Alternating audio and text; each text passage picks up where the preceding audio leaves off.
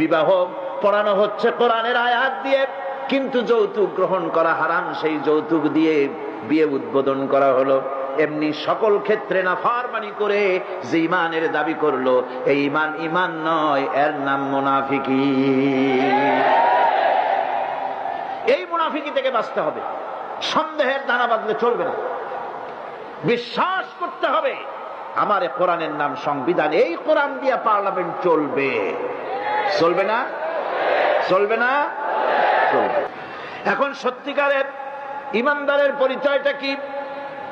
কোরআনে কারীম সত্যিকারের ইমানদারের পরিচয় এভাবে পেশ করতেছে, ইন্নামাল মুমিনুনা আল্লাযীনা আমানু বিল্লাহি ওয়া রাসূলিহি সুম্মা লাম ইয়ারতাবু ওয়া জাহিদু বিআমওয়ালিহিম